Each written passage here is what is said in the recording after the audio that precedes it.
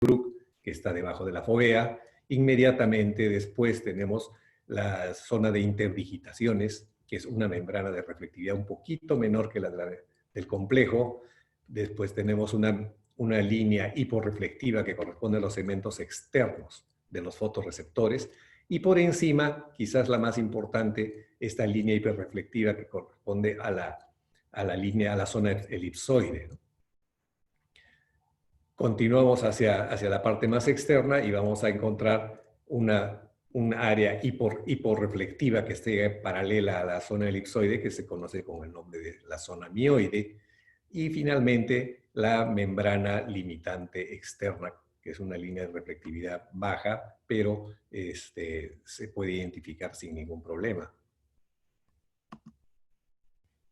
En una imagen más agrandada vamos a ver la importancia de estas dos zonas que hemos hablado, la zona elipsoide y la zona mioide. Estas dos zonas constituyen los segmentos más externos de los fotorreceptores, perdón, los segmentos más internos. La zona elipsoide, que es la zona donde se produce la energía, y la zona mioide es donde se produce la síntesis proteica. Entonces, de ahí ya están deduciendo la importancia de la integridad de esta área, ¿no? Obviamente, cuando esta zona está alterada, la integridad de los segmentos externos está alterada, se va a comprometer mucho la agudeza visual. Y pues a medida que esto se comprometa más, el pronóstico será peor. Estos dos ejemplos corresponden a edema macular diabético. El primer caso, el superior, tiene una visión de 20-40, pero si ustedes se fijan acá, en la zona elipsoide, o en los segmentos externos de los que estamos hablando, se puede ver la continuidad de la línea de la limitante externa y todavía permanecen algunas estructuras que están acomodadas. Por lo tanto, hay una agudeza visual aceptable a pesar de que es una retina que no se ve muy bien. Y en el otro caso, que es una retina que aparentemente tiene una mejor forma, pero tiene un edema de tipo quístico, pero si nos localizamos en la zona de los segmentos externos, vamos a observar que esa integridad está alterada, por lo tanto, la agudeza visual está más disminuida. Esa es la importancia, digamos, de este primer biomarcador. Conocer bien la patología, la integridad, la forma de esta zona, que son los segmentos externos, y sus alteraciones que nos van a dar un pronóstico visual, básicamente, ¿no? Un segundo marcador es el DRIL. Esto viene de las siglas en inglés, que es la desorganización de las capas internas de la retina. Las capas internas de la retina están, digamos, desde la capa nuclear interna hasta la membrana limitante interna, que van paralelas hasta adelgazarse en la zona, en el contorno de la fovea. Es importante ver este paralelismo, que es lo que le da la normalidad a esta área. Cuando está desorganizado, como su nombre lo dice, también es un marcador para ver la agudeza visual final. Esta primera imagen, la superior, tiene una agudeza visual de 20-25 en una retina que está bastante comprometida con un edema, pero si nosotros vemos la integridad de estas capas, vemos el paralelismo que está ciertamente un poco alterado, pero se mantienen las capas. Esto hace que la visión se mantenga, a pesar de que hay muchos cambios intrarretinales. En cambio, en la imagen inferior, lo que vemos es un edema muy marcado con alteración del DRIL. No hay continuidad en las capas de la retina interna, por lo tanto, la agudeza visual está bastante comprometida, a pesar de que la zona de las capas externas están íntegras, ¿no? Un tercer patrón, marcador es el patrón morfológico del edema macular diabético, visto por OCT. Hay edemas que son esponjosos, el edema cistoideo, edemas con desprendimiento seroso subretinal y edema contracción del vítreo macular. Veamos el edema macular diabético esponjoso. Hay algunos estudios que dicen que es el más frecuente de todos los edemas diabéticos. Hay un estudio que habla que es el 96% de estos, o el otro que es muy parecido, que es el 88% de todos los edemas diabéticos. Se trata de un acúmulo de fluido en las capas externas de la retina. Y esta es más o menos la estructura. Vemos la capa nuclear externa, que está muy aumentada de espesor, con presencia de algunos quistes, pero un edema difuso que está hinchando esta capa, ¿no? Eh, si analizamos las capas intermedias, o sea, las capas externas de la zona elipsoide y el drill, todavía podemos ver integridad de ellos. Es un edema que responde bien al tratamiento farmacológico y también al tratamiento con láser. Si es en ambos casos, si se hace simultáneamente, pues se encuentran bastantes buenos resultados. El edema macular cistoide, bueno, es, digamos, en frecuencia el segundo de los edemas diabéticos. Según estos estudios, acá vemos las cifras que nos muestran, y representa el acúmulo de fluido con disposición quística intrarretinal. Está ocupando la capa nuclear externa y la capa nuclear interna, y el mayor tamaño de los quistes se va más cerca de la fovea. Estos van con mayor compromiso visual que el edema esponjoso, responden muy bien al tratamiento farmacológico. Estamos hablando de inyecciones intravítreas, pero hay una poca respuesta al tratamiento con láser. Es más, el tratamiento con láser, si no se hace simultáneo o paralelo a un tratamiento farmacológico, puede incrementarse cuando se trata con láser solamente, ¿no? Cuando hay presencia del fluido subretinal, la cosa está un poquito más grave. Estos se presentan en menor proporción, felizmente. Sin embargo, la presencia del fluido subretinal a nivel subfoveal es un marcador que nos habla de no muy buen pronóstico visual cuando no es tratado a tiempo. Responden al tratamiento farmacológico, pero el más lento que con los otros casos. Entonces es necesario tener muchas más dosis probablemente para poder reabsorber este edema. Y la respuesta con el tratamiento láser es muy pobre también, ¿no? Entonces, es un edema que nos da muchos más problemas. Sin embargo, en la tercera opción de patrón morfológico del edema macular, cuando es contracción vitreomacular, eso es un problema que es más serio cuando se presenta, porque ya no solamente vamos a ir no va a responder al tratamiento farmacológico ni al láser, sino va a requerir ya un tratamiento quirúrgico, ¿no? Acá tenemos un ejemplo, es un mismo paciente en 3 distintos momentos de su enfermedad. Fíjense en las imágenes que están al lado izquierdo, que corresponden al ojo derecho. Inicialmente había una tracción vitreomacular que deformaba la retina, pero el edema continuó, la tracción se soltó del área foveal, generando un agujero lamelar, y posteriormente la tracción aparentemente disminuye, pero el edema se incrementa. Pero la agudeza visual se mantiene, o es una agudeza visual bastante buena para la paciente, porque no hay compromiso de la retina externa, no hay un compromiso severo de la retina externa. Entonces, el drill también está marcadamente presente, pero no hay una pérdida total de la integridad de las capas, ¿no? No así en el otro lado, en el otro ojo, la tracción persiste durante todo el mismo tiempo y la deformación del drill es muy marcada, por lo tanto la agudeza visual es bastante baja, ¿no? El grosor macular per se ya es un marcador de mal pronóstico visual o de menor agudeza visual en el momento del diagnóstico, ¿no? cuanto más gruesa el espesor de la retina, es más compromiso de la agudeza visual. Acá tenemos el ojo derecho con un 20/80 de visión y el ojo izquierdo con un 20/100 de visión. Sin embargo, esta paciente es sometida a tratamiento farmacológico y a tratamiento láser. El tratamiento farmacológico fue hecho múltiples veces.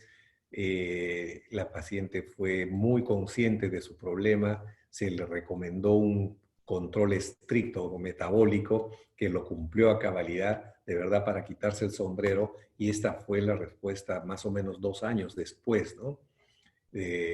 Se controló bastante bien la retinopatía que fue proliferativa en algún momento y se controló bastante bien el edema, y esa es la agudeza visual que por lo menos en el último año se está manteniendo así.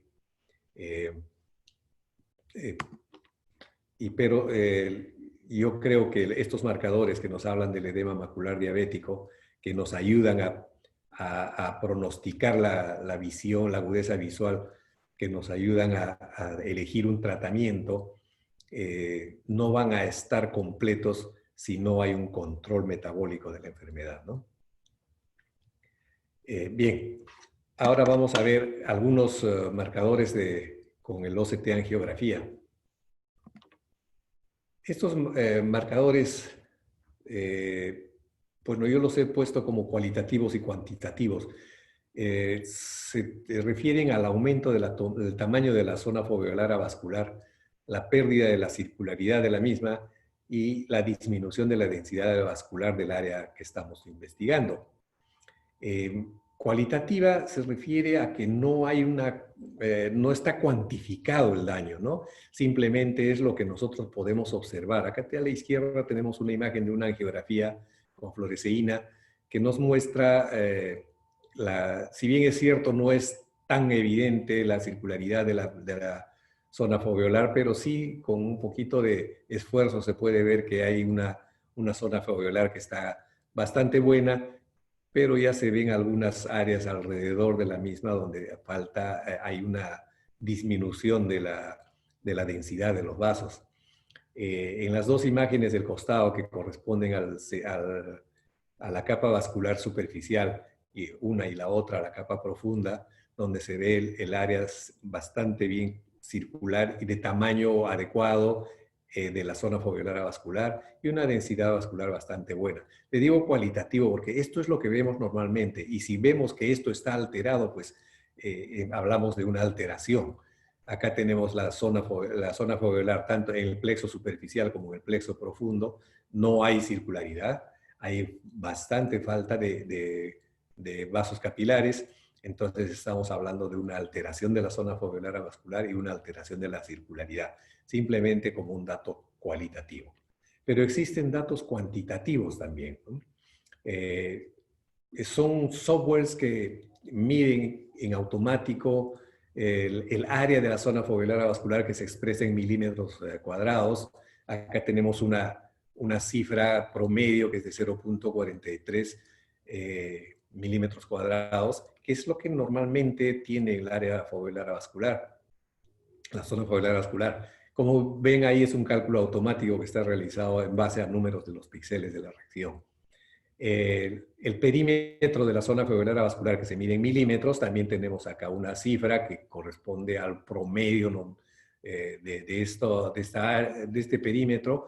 Es una medida lineal del perímetro en realidad y se mide pues en milímetros, ¿no? El índice de acircularidad es, digamos, cuando la zona foveolar avascular, que tiende a ser un círculo casi perfecto, pierde esta circularidad, y esto se mide también. Es un dato muy importante, sin embargo, no es muy usado porque cualitativamente se puede ver es un poquito complejo realizar el estudio del índice de acircularidad, pero sí es otro dato, un marcador muy importante. La densidad vascular es un dato, digamos, mucho más importante que los anteriores. Nos va a dar la cantidad de vasos que se cierran, la cantidad de vasos que dejan de circular a nivel de la mácula.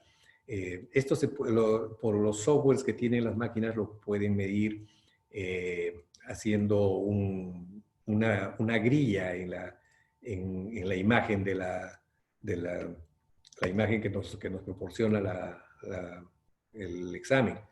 Acá tenemos más o menos cómo vemos el perímetro de la zona foveolar, el área de la zona foveolar y el índice de la circularidad que se mide con una medición del perímetro y dividido entre el área comprendida en un círculo que se realiza con un área que más o menos tiene la misma cantidad que lo que tiene dentro del perímetro circular.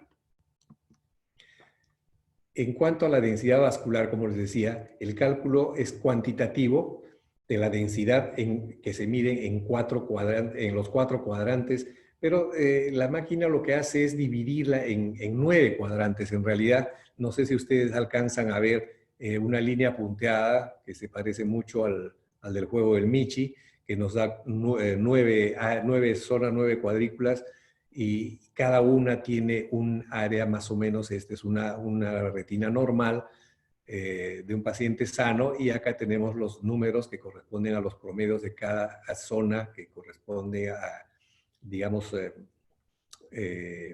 un promedio de la densidad de los vasos. Y esta es una retina con patología. También tenemos dividido en 9 cuadrantes, y tenemos acá los números que corresponden a la densidad, ¿no? Como pueden ver, es claramente diferente, es menor la cantidad de vasos que están presentes ahí. Ahora, no solamente estas imágenes son numéricas, sino también con el patrón de colores, que también es muy fácil ver, ¿no? Pero si correlacionamos el patrón de colores, que los colores oscuros son correspondientes a menor densidad vascular, obviamente el número menor va a corresponder a una zona más fría, ¿no? También acá tenemos con la grilla del ETDRS, la ven al fondo. Los números corresponden al promedio, al porcentaje de la vasculatura de la zona, y a medida que hay compromiso, pues estos números van a ser menores porque hay menos vascularización. Otro marcador que podemos utilizar con el OCT angiografía es el porcentaje de área sin perfusión. Acá tenemos dos líneas de imágenes. La superior, que corresponde a la densidad capilar. La densidad capilar es la que nosotros ya hemos visto en los exámenes anteriores. Acá hay un promedio de porcentaje de vasos que están en toda esta área. Y a medida que la enfermedad va progresando, pues esa área, esa cifra va disminuyendo, porque va disminuyendo la cantidad de vasos alrededor de la fovea. Y el porcentaje de área sin perfusión, que como sus siglas es el PAN, es al revés, está coloreado acá. Estos porcentajes corresponden al promedio de las zonas que no tienen perfusión, y a medida que se va progresando la enfermedad, este número va a ir en aumento al revés de las imágenes superiores, porque esta es lo que nos determina las zonas donde no hay perfusión. Esto es otro ejemplo gráfico con patrón de colores para ver claramente las zonas donde no hay perfusión. Estos marcadores son importantes para determinar el progreso de la enfermedad. Acá es muy claro, ¿no? Es una retina sin mayor problema, y la última es una retina con bastantes problemas. Como les dije, primero en el OCT estructural, los cambios en los patrones morfológicos del edema son para determinar el tipo de tratamiento que nos conviene dar a los pacientes, y en este caso es para ver la progresión de la enfermedad. Yo pienso que este examen de la angiografía, la tomografía con angiografía sin contraste, debería ser parte del primer examen oftalmológico que se realiza a un paciente diabético que viene por primera vez donde nosotros, derivado por un endocrinólogo, porque se ha visto casos en los que la retina aparentemente sana, tanto clínicamente como con un examen angiográfico, ya presenta cambios en la OCT-angiografía. Entonces, es importante considerar la OCT-angiografía como un examen de primer orden, digamos así, de primera consulta en un paciente diabético recién diagnosticado. Ahora, la zona foveolar avascular también puede tener algunos cambios fisiológicos, entre comillas. Puede ser más grande, puede ser más chico, dependiendo de algunas circunstancias. Acá es un trabajo que ya todos los hemos visto, hemos escuchado de él, un trabajo que lo hizo la doctora eh, Claudia Acosta de Colombia y que reclutó a distintas colegas mujeres de Latinoamérica y entre ellas está incluida nuestra querida amiga doctora Magali Buendía. Ellas hicieron una investigación en relación a la altitud de acuerdo a las ciudades latinoamericanas. Acá tenemos más o menos esta curva que representa la altitud de las ciudades. Lima al nivel del mar y La Paz ya bastante alta, cerca de los 4.000 metros de altura. Y ellos encontraron que había cambios morfológicos, fisiológicos en el tamaño de la zona foveolar avascular y en la densidad vascular de acuerdo a la altitud de donde vivían los pacientes evaluados, ¿no? Así que esto no debe confundirnos con patología de la mácula. Son estados fisiológicos. Como este otro también, ¿no? Que la edad es un factor importante. Acá tenemos una persona de 25 años de edad con un tamaño de la zona foveolar avascular bastante pequeño, tanto en el plexo superficial como en el profundo, y un tamaño mayor en una persona de 70 años, sin ser esto patológico, ¿no? Otras alteraciones de la zona foveolar avascular pueden ser interpretadas también como un aumento de la zona foveolar avascular, pero si vemos el OCT estructural, es un desprendimiento del epitelio pigmentario que está desplazando las capas hacia arriba y hace un efecto de aumento del tamaño de la zona foveolar avascular, que tampoco está relacionado con la patología que estamos estudiando. Muy bien, los biomarcadores para la degeneración macular relacionada con la edad, que son los mismos que vamos a utilizar con el OCT y el OCT angio, pero además este primer marcador que se refiere a la atrofia geográfica que nos da fundamentalmente la autofluorescencia, ¿no? Y asociado obviamente al OCT estructural. Hay unos estudios, el CAT y el CBNAP, que nos hablan que la atrofia geográfica son predictores de mala visión. Y efectivamente, cuando aparece la atrofia geográfica, pues esta es progresiva y el compromiso visual va a ser inminente. Según el CBNAP, a 7 años el compromiso visual es bastante severo, ¿no? La autofluorescencia lo que nos permite es hacer un mapeo de las zonas donde no hay células, donde las células ya murieron y también donde las células están enfermas. La hipoautofluorescencia, que son las imágenes oscuras, corresponden a las células muertas y la hiperautofluorescencia, que son las células más brillantes que están rodeando las zonas oscuras, son las células que están enfermas y están en proceso de degeneración. Entonces, la hiperautofluorescencia es un marcador que nos indica progresión de la enfermedad. Y se puede reproducir con algunos equipos. Este caso es el Spectralis de Heidelberg y va marcando el desarrollo. Si ustedes ven acá la hiperautofluorescencia rodeando a la hipoautofluorescencia, pues van a ver el aumento en el tiempo y es un tiempo no muy serio, no muy largo, es más o menos en año y medio de progresión, como aumenta el tamaño de la zona atrófica. Y también en el centro de la lesión atrófica hay una isla de zona preservada que también se va deteriorando con el tiempo, con la consecuente pérdida de la visión central. O sea, la atrofia geográfica como predictor de progresión de enfermedad evaluado con la autofluorescencia.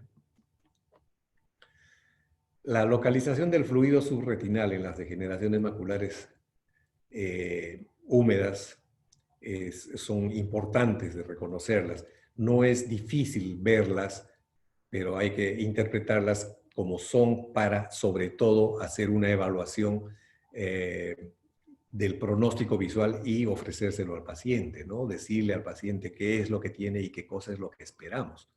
Cuando el fluido es intrarretinal, estamos hablando de una membrana neovascular tipo 2. La membrana está por delante del epitelio pigmentario, va a causar muchos problemas en esos marcadores que ya habíamos visto en la diabetes, pero lo vamos a observar también en esto. En caso del fluido subretinal, que está entre el epitelio pigmentario y la neuroretina, está relacionado con una membrana tipo 1. Angiográficamente, las membranas de tipo 2 son fáciles de ver con la fluoresceína. En cambio, las tipo 1 tenemos que recurrir o la OCT-angiografía o la angiografía con verde de indocianina. Estos son dos casos, dos pacientes distintos, pero con las dos patologías que estamos mencionando. Cuando el fluido es intrarretinal, la evolución es más rápida, el deterioro visual es mucho, mucho mayor, ¿no? Por ejemplo, acá tenemos el año pasado, en el 2019, este paciente que presentaba esta membrana neovascular con bastante fluido intrarretinal.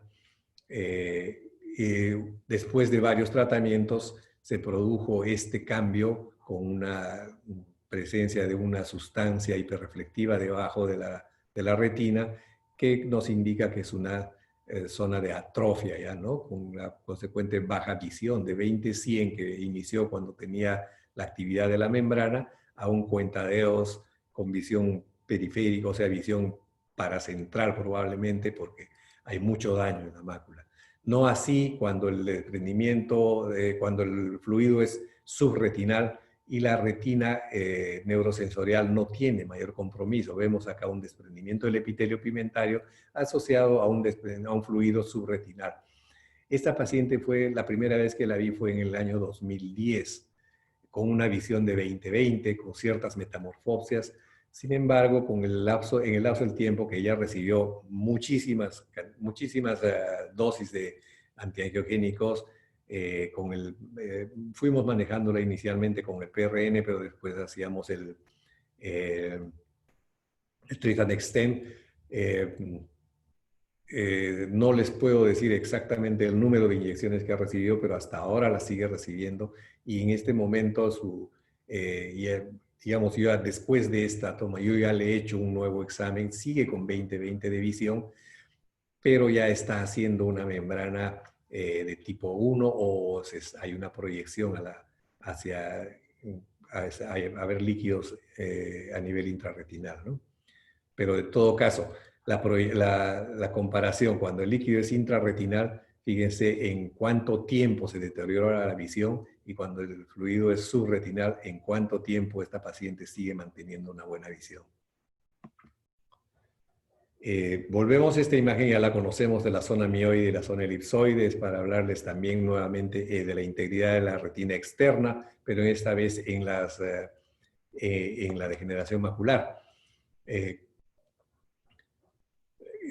Como les había dicho, la membrana limitante externa y la zona elipsoide son marcadores de la integridad de los fotorreceptores y como estos son los que se producen, a este nivel se produce la energía y la síntesis proteica, pues son zonas muy importantes, muy álgidas que cuando están alteradas van a comprometer mucho la agudeza visual. Como hemos visto, en un año esa agudeza visual puede deteriorarse tanto y de forma irreversible. Hay otros marcadores como el material hiperreflectivo subretinal, que es una imagen hiperreflectiva que se encuentra en la retina externa y a nivel por encima del EPR. Se presenta solamente cuando hay membranas neovasculares. A veces disminuye con el tratamiento antiangiogénico cuando está en procesos iniciales. Su composición no es conocida. Puede ser fibrina, puede ser algún fluido, puede ser sangre coagulada o finalmente tejido fibroso o inflamatorio. No está muy definido, pero sí se sabe que su progresión es rápida y su progresión es de un deterioro de la agudeza visual muy marcado. Acá tenemos este material hiperreflectivo que en una paciente donde ha comprometido severamente todas las capas de la retina externa y algunas de las capas de la retina interna, con seria disminución de la agudeza visual. Se dice que cuando más es mayor la base de este material hiperreflectivo, mayor que la altura, el pronóstico es peor, porque obviamente está alterando más área de la retina externa.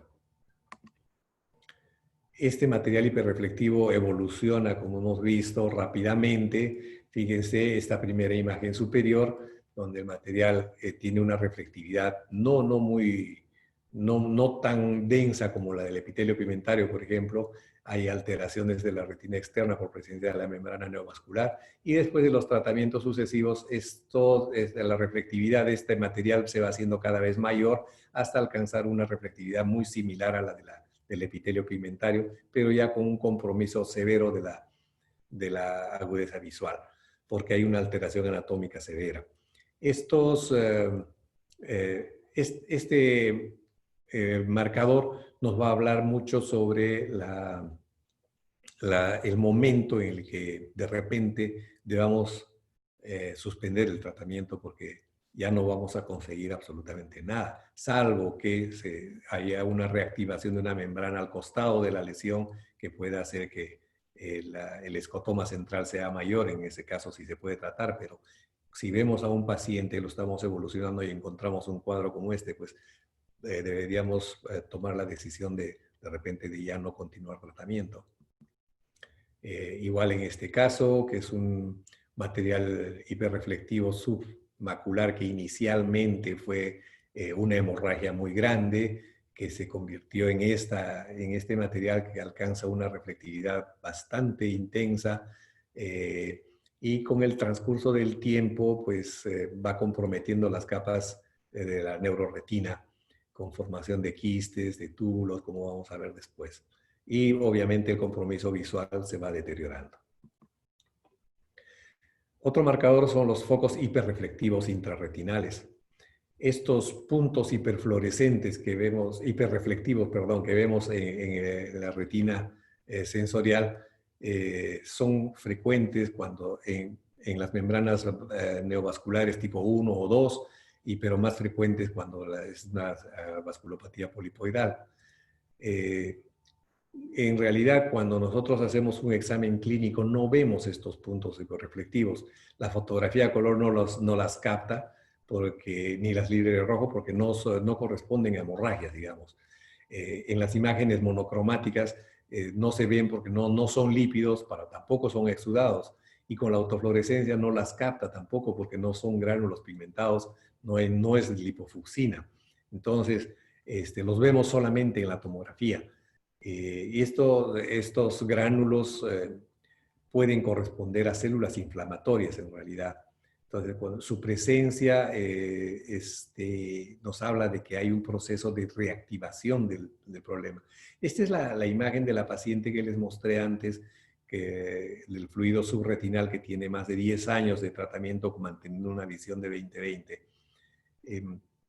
En los últimos exámenes he podido encontrar estos focos hiperreflectivos y que en los exámenes posteriores ya había presencia de microquistes en la retina externa que fueron aumentando de tamaño y fueron necesidad de tratarla nuevamente. Y con el tratamiento desaparecieron los quistes y desaparecieron los focos hiperreflectivos. O sea, estos focos hiperreflectivos son indicativos de que se está reactivando la enfermedad. Puede ser que haya un proceso inflamatorio que está de por medio. Entonces, sabemos que van a reaccionar bien cuando se tratan. Las tubulaciones retinales externas son procesos degenerativos que se dan porque la retina empieza a reorganizarse. Es una mácula alterada, especialmente cuando hay atrofia del epitelio pigmentario, la limitante externa participa en la formación de estos túbulos. Son predictivos de mala agudeza visual y se relaciona ya con procesos cicatriciales, procesos muy avanzados. Más o menos este es el esquema de cómo se forman los túbulos. Acá vemos la membrana limitante externa que que está sobre el epitelio pigmentario que todavía está preservado y llega el punto en el que el límite donde el epitelio pigmentario está atrófico. Entonces la limitante externa empieza a imaginarse o desviarse hacia donde estaba el epitelio todavía preservado, se va incurvando, acá tenemos el esquema de lo mismo que vemos en el otro lado, se va incurvando buscando entrar por debajo del epitelio pigmentario que está sano y va haciendo una curva, va entrando a hacer un círculo y formar finalmente este túbulo que se ve como una línea circular hiperreflectiva con un contenido hiporreflectivo. Estos son los túbulos retinales externos que se ven en procesos ya muy avanzados y son pues signos de prácticamente atrofia. Se ven, como les digo, en el OCT estructural como una línea, una banda hiperreflectiva con un núcleo hiporreflectivo. Se ubican generalmente a nivel de la capa nuclear externa y representan ya casos avanzados. Histológicamente lo que se ven son tubos interconectados de conos sobrevivientes que están encerrados por procesos de células de Müller. Y esta imagen que vemos acá, que corresponde a un OCT en faz, donde se ven estas líneas que parecen dendritas, así fueron descritas, que corresponden a los túbulos que están formados en una zona de atrofia. El desprendimiento del epitelio pigmentario también es considerado, yo lo considero como un factor predictivo, o sea, es un marcador también para saber que la cosa no está andando bien. Para esto vemos este caso de un desprendimiento del epitelio pigmentario que tiene una angulación casi de ángulo recto en sus dos extremos. Se dice que cuando la angulación está por encima de los 60 grados, es casi inminente la ruptura del epitelio pigmentario. Y cuando hay ruptura del epitelio pigmentario, pues hay muchas alteraciones. En este caso todavía no había ruptura del epitelio pigmentario y los cambios que se ven en la retina externa, en la neuroretina, son más mecánicos, digamos, por la elevación que están sufriendo estas capas a consecuencia de la elevación del epitelio pigmentario. Y cuando hay, como les digo, una angulación mayor de 60 grados, ya se puede producir una ruptura, como le pasó a esta paciente, ¿no? Acá tenemos ya una atrofia, grande atrofia, acá se ve en la imagen de la angiografía con verde, no sé, con fluoresceína, los vasos coroideos por una atrofia marcadísima del epitelio pigmentario y el desprendimiento restante del epitelio pigmentario que desplaza la neuroretina. Sin embargo, no hay alteración en la misma. O sea, la agudeza visual de esta paciente está sobre los 20-40 más o menos. Bien, la OCT angiografía y degeneración macular relacionada con la edad nos muestra signos, básicamente signos de actividad de la membrana. Hay que saber reconocer. Muchas veces vemos el complejo vascular, ya sea en el plexo superficial o en el profundo o un poco más abajo a nivel de la coriocapilaris o a nivel del epitelio pigmentario. Y tenemos que saber cuándo está en actividad o no para poder tratarlos. El halo perilesional es un punto para determinar que esto está en actividad. Si vemos un complejo vascular rodeado de un halo donde no hay circulación, mejor dicho, donde no hay flujo, pero tampoco hay vasos, Entonces estamos hablando de que esta membrana está activa. En algunos casos donde ya hemos visto áreas grandes, vasos ya muy maduros, atróficos, pero sin embargo, entre ellos encontramos que hay capilarización, vasos más pequeños en las partes más distales de estos vasos ya maduros, entonces también hablamos de que hay actividad y hay que tratar a este paciente. También son la presencia de asas vasculares, asas muy marcadas alrededor de vasos de repente gruesos, de vasos maduros, antiguos, y como en este otro caso también presencia de asas vasculares, nos van a hablar de actividad de la membrana neovascular. Entonces, el OCT angiografía es importante cuando queremos determinar si los vasos, los complejos vasculares que están presentes ahí son activos o no y son necesarios de tratamiento o no. Igualmente, cuando no están activos, lo que vamos a ver son los vasos maduros, gruesos, o vasos rectos radiales que tienen, digamos, no tienen los signos que hemos visto antes. Entonces son ya membranas neovasculares inactivas y no necesitan tratamiento. El flujo vascular que nos dan algunos de los equipos nuevos también representa un marcador para poder tratar las membranas neovasculares. En este caso vemos, por ejemplo, que en forma automática el software del aparato va marcando una área pintada con un color determinado, donde en la parte central se ve más resaltado el color. Entonces, quiere decir que hay un flujo activo, es una membrana neovascular activa y que merece tratamiento. Lo mismo en el OCT estructural, se puede observar estas marcas de color rojo que nos indican que hay flujo en esos vasos que están por debajo del epitelio pigmentario. Merecen tratamiento.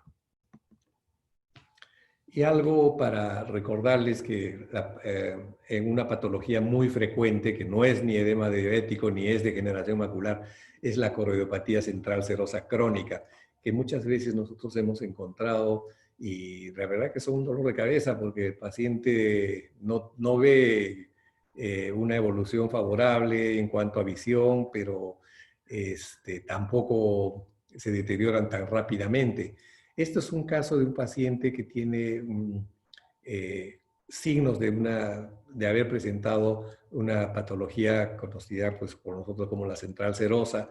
En su OCT estructural lo que vemos es una paquicoroides bastante marcada, alteraciones del epitelio pigmentario que corresponden a estas áreas hiperfluorescentes, hiperautofluorescentes por alteraciones ya crónicas. Sin embargo, no hay actividad de la enfermedad, pero en el otro ojo vemos un desprendimiento seroso del epitelio pigmentario que en la autofluorescencia se ve como un halo hiperfluorescente alrededor de una hipofluorescencia central.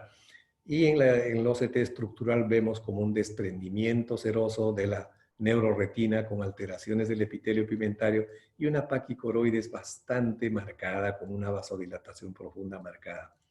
Entonces, a lo que quiero llegar es que este problema, que no es muy infrecuente, porque ya nos llegan después de haber recibido todo tipo de tratamientos. Reciben tratamiento médico, reciben tratamiento con inyecciones intravítreas, y este paciente ya viene porque ha recibido muchos tratamientos por un periodo largo y no ha obtenido ningún resultado favorable. Obviamente su visión está cada vez más deteriorada, sobre todo en el ojo izquierdo. A este paciente se le hace algunos exámenes, por ejemplo, una angiografía con fluoresceína, no nos da mucha información, se le hace un OCT angiografía, tampoco nos da una buena información, es decir, estamos buscando una membrana neovascular en un paciente con una coroidopatía central serosa, con un diagnóstico de paquicoroides y no le encontramos una membrana neovascular a pesar de que se la buscamos. Le hacemos un examen con verde indocianina y lo que vemos son dilataciones vasculares es lo mismo que nos está mostrando el OCT estructural. Pero la diferencia de los vasos, la dilatación vascular es bien marcada, ¿no? Entre un ojo y otro, quizás porque hay algún factor que está haciendo que estos vasos se dilaten. Y como predictivo, pues podría ser eso, ¿no? La paquicoroides y los vasos dilatados por alguna causa que todavía no hemos determinado. Indudablemente hay muchas hipótesis al respecto, pero si vemos acá en la autofluorescencia, en la verde indocianina periférica, vemos los vasos de la vorticosas bastante dilatados. Podría ser esto un predictor de que este es un paciente que va a ser una central serosa crónica, ¿no? Hay muchos factores, como les digo, bastantes hipótesis, como por ejemplo la apnea nocturna, pues, la hipertensión arterial per se, la personalidad tipo A, etcétera. Hay varias cosas que nos ayudan a pensar que esto puede ser a formación de una coreopatía central serosa crónica, pero esta evidencia que les estoy mostrando acá de la dilatación vascular persistente es importante, entonces pues se puede considerar como un marcador también para determinar si es una central serosa y que se va a volver crónica, ¿no? Y bueno, finalmente, un resumen muy rápido. Los biomarcadores con OCT estructural nos van a dar, en el caso de la diabetes, por ejemplo, los patrones morfológicos sirven para determinar la respuesta terapéutica. Y hemos visto que hay 4 tipos de patrones morfológicos con respuesta distinta a la terapéutica que nosotros vamos a indicar. Igualmente, la integridad de los segmentos externos y la presencia del DRIL, tanto en el edema macular diabético como en la degeneración macular relacionada con la edad, nos va a dar una respuesta funcional sobre todo, ¿no? Es decir, la agudeza visual se va a deteriorar más con una o con otra. Con relación a la OCT angiografía, la integridad de la circularidad y las métricas de la zona foveolar avascular, tanto así como la densidad vascular y las áreas sin perfusión, nos van a hablar de la severidad y la progresión en la retinopatía diabética. Les vuelvo a decir, este examen de la OCTA sería muy importante incluirlo como parte del primer examen oftalmológico del paciente diabético.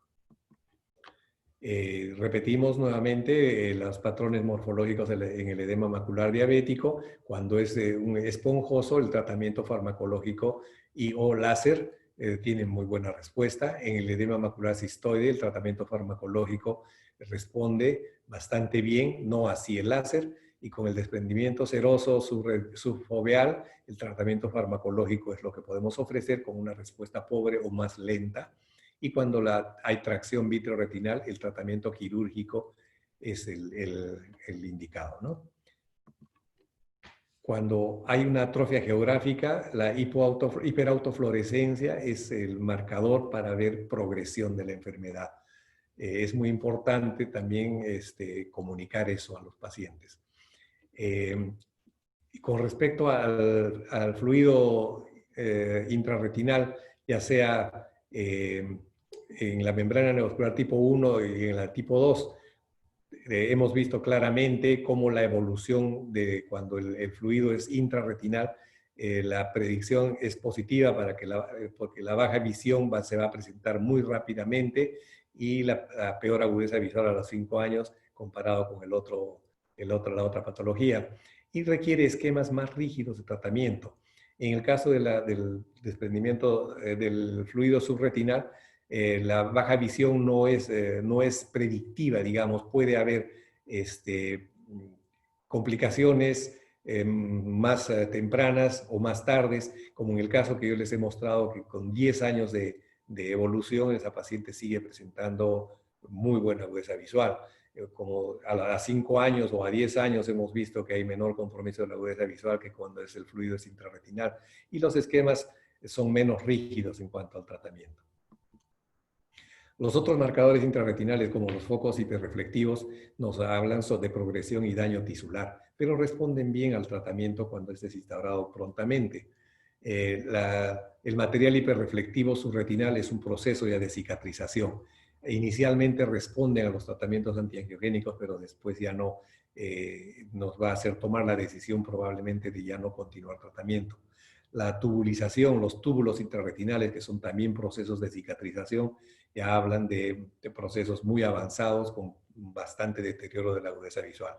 Y el desprendimiento del epitelio pigmentario, cuando, como les mostré, cuando la angulación es mayor de 60 grados en el desprendimiento, el riesgo de la ruptura del epitelio pigmentario es bastante alto.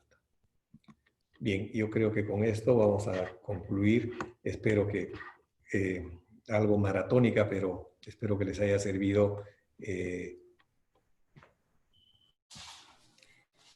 Doctor, excelente charla a todos, felicitándolo, muy completa, información, como dicen, bastante precisa, una completa de todos los exámenes, tanto el OCT, los exámenes más usados y el OCT angio para la patología macular. De repente hay algunas preguntas. Yo tengo algunas, doctor. Cuando hablaron de dentro de los biomarcadores, a los puntos hiperreflécticos intrarretinianos, que también en algún momento usted mencionó para el lado de degeneración macular, también en edema macular diabético, he escuchado la cantidad de los puntos hiperreflécticos, que la mayoría realmente asociamos mal con sudados intrarretinianos. ¿Hay alguna manera de poder diferenciar estos puntos hiperreflécticos en la tomografía con los puntos que menciona que son puntos inflamatorios? ¿Tienen alguna particularidad en el OCT? Mira, sí, como les había mostrado ahí, los puntos hiperreflécticos no se ven clínicamente, no se ven en las fotografías de color, no se ven en la autofluorescencia y en las imágenes monocromáticas tampoco, porque no son exudados, porque no son hemorragias, porque no son pigmento o porque no son lipofucsina que se puede ver en la autofluorescencia. Entonces, clínicamente, yo sé que cuando hay presencia de hemorragias y exudados va a ser difícil verlos o difícil diferenciarlos, porque primeramente que no se ven en estadios menos avanzados, pero en la OCT angiografía sí se ven como los puntos que están cerca, muy cerca de entre las capas nucleares por esa zona, y responden bien al tratamiento, ¿no? O sea, pones un tratamiento antiangiogénico, ya sea por edema de diabetes o ya sea por membrana neovascular, y estos puntos tienden a desaparecer mucho más rápido que los exudados, obviamente. Entonces, yo creo que sí, esa es una manera de verlos, ¿no? Si tenemos una retina que es perfectamente visible clínicamente y no vemos exudados, pero en la tomografía vemos puntos, bueno, sí, definitivamente van a corresponder a los puntos hiperreflécticos, ¿no? Gracias, doctor. No, ¿por qué? Y definitivamente también se postula que es una reacción inflamatoria, ¿no? Y la diabetes definitivamente es una enfermedad inflamatoria. Así que tienen que estar ahí.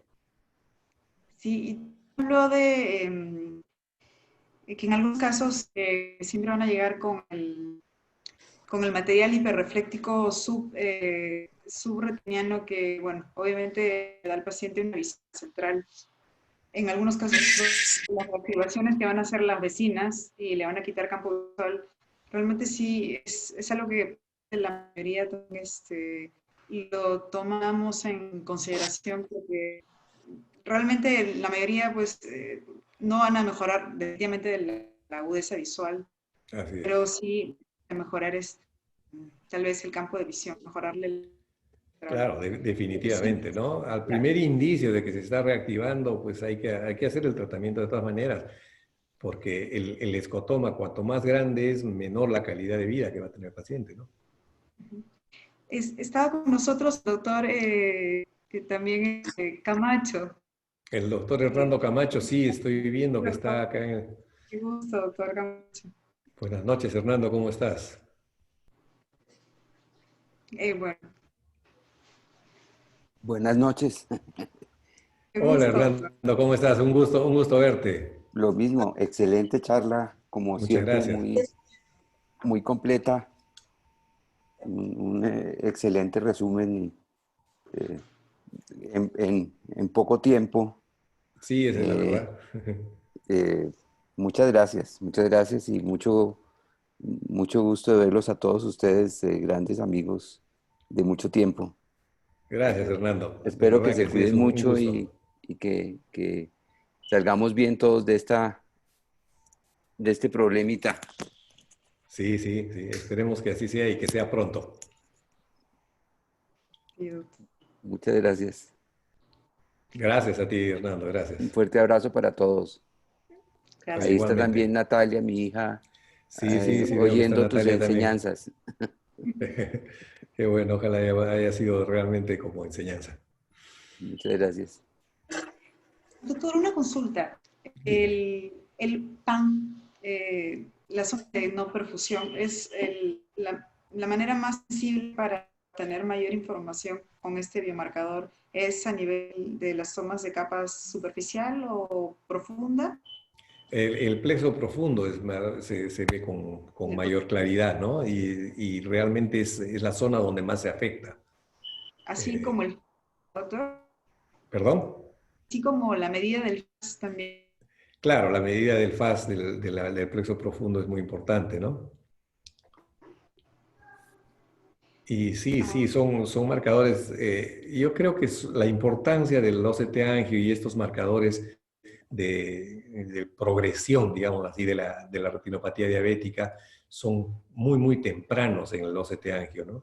Más tempranos que cuando uno hace una angiografía con fluoresceína.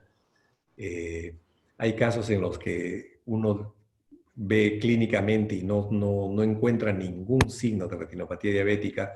Sin embargo, le haces una OCT angio y ya vas a encontrar algunos microaneurismos, algunas zonas donde hay falta de capilaridad, alteraciones en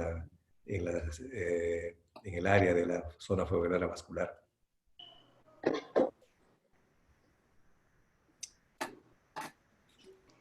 Doctora Vanessa, Ríos, ¿cómo está? ¿Qué saludos. tal? ¿Cómo está? Doctor Barriga, ¿cómo está usted? Buenas noches. Hola Hugo, ¿cómo estás? Doctor Bien, Camacho, gracias. buenas noches también. Vanessa, ¿qué tal? Qué gusto verlos y bueno, tu charla ha sido muy interesante, muy completa, Hugo. Hugo, Gracias, yo Willy. quería hacerte una pregunta, no sé si en tu experiencia o has leído ya algo. Hasta ahora, la información que se nos da sobre los biomarcadores es una visión estática, ¿no? O sea, se toma la tomografía, se ve el biomarcador y se hace la interpretación. ¿Tienes idea de cómo evolucionan estos biomarcadores a lo largo del tiempo y cómo se influyen con el tratamiento o con el no tratamiento? O sea, ¿cuál es la historia natural de estos? O sea, me explico, un drill, ¿lo vamos a ver así todo el tiempo o va cambiando? Igual, una alteración en la elipsoide, ¿es estática o tiene cambios alrededor, a través del tiempo? ¿Qué puedes decirnos de eso? ¿Qué comentario tienes de eso? Mira, lo que yo he visto es, por ejemplo, en la presencia del material hiperreflectivo es un predictivo de mal pronóstico porque hay cambios definitivos y progresivos hacia la atrofia total, ¿no? Entonces, estáticamente no podríamos decir si hay mostrado algunas imágenes en el tiempo cómo han ido variando para peor. En estados iniciales sí puede haber alguna recuperación de la funcionalidad, más no de la parte anatómica, ¿no? Quizás se resuelve un poco el edema momentáneamente, mejora la agudeza visual, pero va a ir progresando. En el caso del drill, cuando hay una alteración muy severa, se pierde la continuidad y el paralelismo de las líneas en las capas internas, eh, es bien difícil que se recupere, ¿no? O sea, esto va a ir en una progresión. De repente hay un reacomodo inicial, pero si el problema sigue, si no hay un buen control metabólico de la enfermedad, esto va a seguir avanzando y va a ir a empeorar la anatomía, ¿no? En el caso de los puntos hiperreflécticos, como decíamos hace un rato, sí hay una recuperación cuando hay tratamiento, desaparecen completamente, pero no sabemos por qué vuelven a aparecer. Se estipula que son reacción inflamatoria, entonces si tú controlas la parte inflamatoria, pues no deberían aparecer estos puntos hiperreflécticos. que dejen alguna huella no es evidencia. No hay evidencia de que cuando están y desaparecen dejan alguna secuela. No lo sé. No hay evidencia de eso. Y así cada marcador podemos ir analizando que hay progresión en ellos, ¿no? Regresión dependiendo, en el caso de los edemas maculares, como vimos esas imágenes de esa paciente que tenía un edema quístico bilateral con un engrosamiento muy significativo de la mácula, que con un tratamiento bien planteado con el endocrinólogo y un tratamiento oftalmológico con antiangiogénicos y con láser, se recuperó completamente, ¿no? A pesar de que con los quistes estaban alterando completamente el drill y el desprendimiento subretiniano también con tendencia a alterar las capas externas, pero hubo una recuperación casi ad integrum, con una recuperación visual espectacular 2 años después, ¿no? Como papaya. Así que no sé la verdad, o sea, habría que hacer un seguimiento más concienzudo hablando de los marcadores. De repente se puede hacer un estudio retrospectivo y ir buscando algunos casos como los que he mostrado, ¿no? Como por ejemplo este de la señora esta que tiene una membrana tipo 1, que tiene 10 años de evolución, con 10 años de tratamiento y que mantiene una visión de 20/20, ¿no? Que realmente para mí es una satisfacción tener eso, y más aún que el otro ojo sí ha tenido una atrofia geográfica, nunca presentó una membrana y ese ojo sí está bastante disminuido de agudeza visual, ¿no? Y su único ojo ahora es un ojo bastante útil, con muy buena visión, diría yo un 20/20, ¿no? Hace poco tiempo ha sido operada de catarata y ha recuperado una visión al 100%. ¿Sí? Qué bien. Gracias, Hugo. ¿Por Gracias. qué, Willy?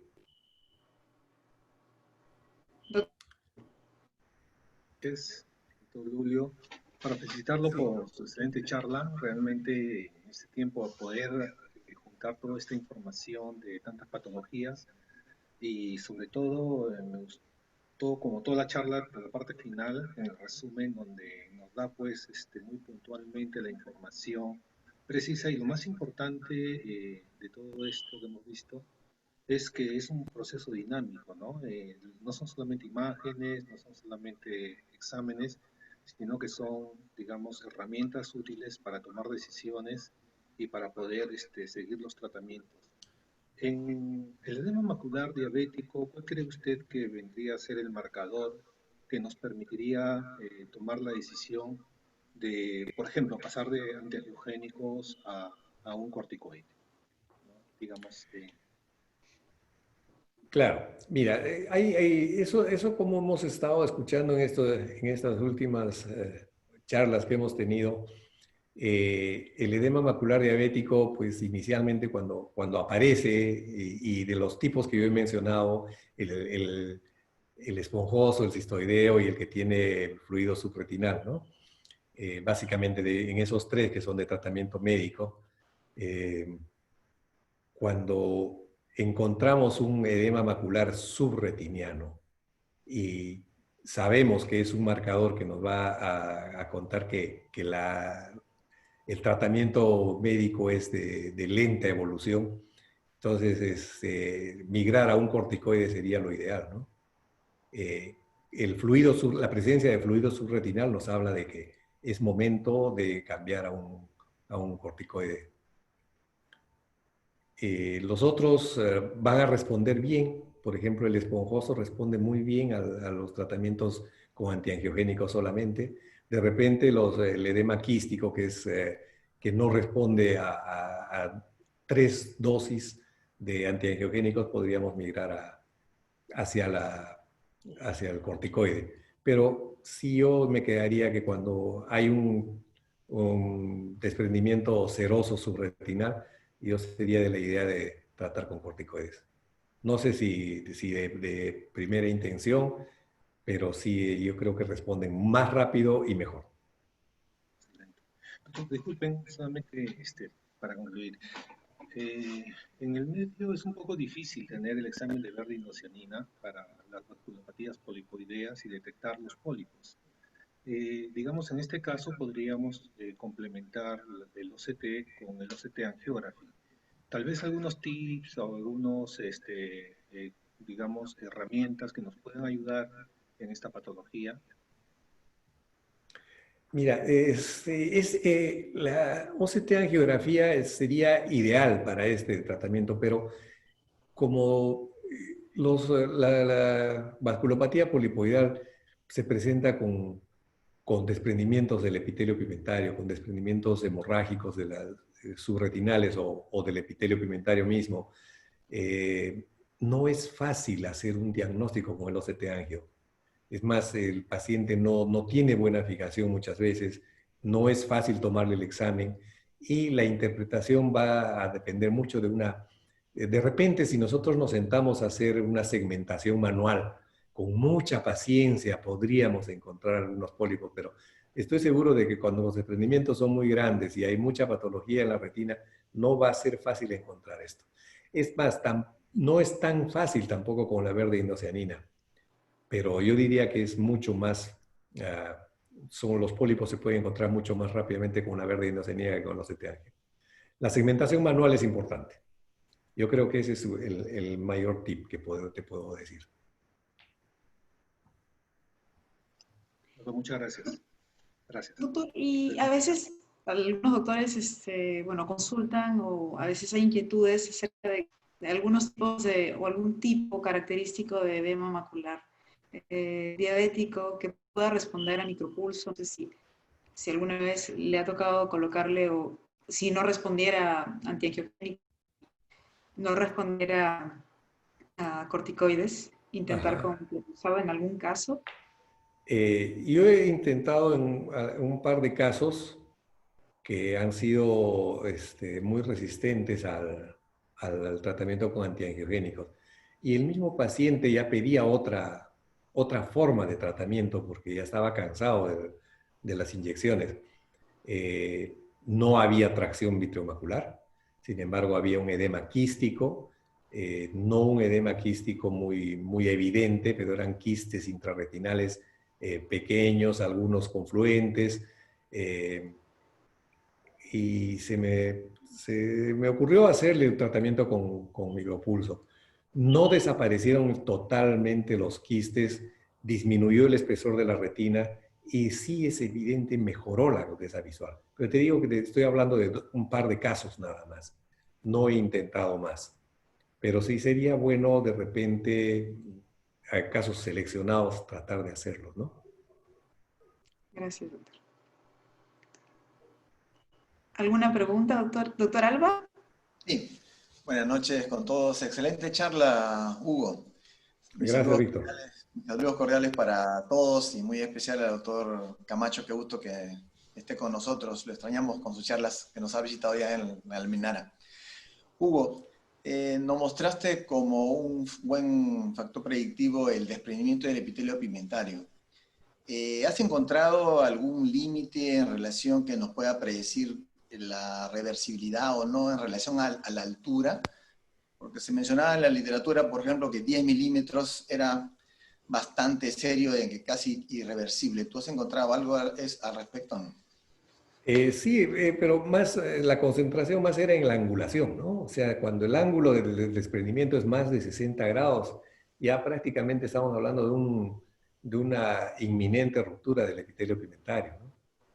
Y también la longitud de la base del desprendimiento. Cuando es más grande, pues más alto y más angulación, ¿no? Ahora, hay desprendimientos del epitelio pigmentario que van con vasculopatías polipoidales y hay desprendimientos que van con membranas neovasculares tipo 1. Estos desprendimientos con membranas vasculares tipo 1 responden bastante bien al tratamiento, especialmente aquellos con aflibercept, ¿no? Baja bastante la altura del desprendimiento. Estoy hablando de pacientes que no han tenido un desprendimiento con una angulación mayor de 60 grados, pero sí he visto que sí hay una recuperación en ese sentido y mejoran bastante. Sí, yo diría que la angulación del desprendimiento es predictivo, ¿no? Más de 60 grados es ya inminencia de ruptura del epitelio pigmentario. Y si está asociado a vasculopatía polipoidal con mayor razón.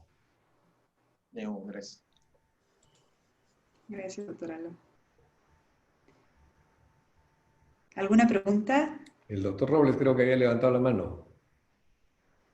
¿Doctor Robles? Hola, sí, hola. Hola, Hugo, hola, Vanessa, ¿cómo están? Felicitaciones por la charla y por y toda la actividad realizada por el Hospital Almenara. Huguito, en las degeneraciones maculares vemos que cuando se presenta una hemorragia, el pronóstico visual es malo. Te quería preguntar, dentro de tus biomarcadores, ¿cuál se afectaría cuando hay una hemorragia macular? ¿Se formaría ese tejido hiperreflectivo que tú mencionabas? Sí, se dice que cuando hay hemorragias en la retina, antes de la presencia de edema y de quistes, el pronóstico, por el contrario, es bueno. Haces el tratamiento y la hemorragia se reabsorbe cuando está intrarretinal. Pero si esta hemorragia está subretinal, muy adherida al epitelio pigmentario, es que se van a formar probablemente este material hiperreflectivo. Aparentemente hay un pase del coágulo hemorrágico a un coágulo de fibrina, y esto va llevando al depósito de material hiperreflectivo. Sí, definitivamente cuando las hemorragias son grandes, son masivas, las asociamos con vasculopatía polipoidal. Y en estos casos sí el pronóstico no es muy bueno, ¿no? Gracias. Gracias, doctor Robles. ¿Alguna otra pregunta? Bueno, doctor. Nuevamente, realmente agradecerle, doctor, ha sido una excelente charla, bastante, como todos lo han mencionado, bastante precisa. Nos ha despejado de muchas dudas en los aspectos.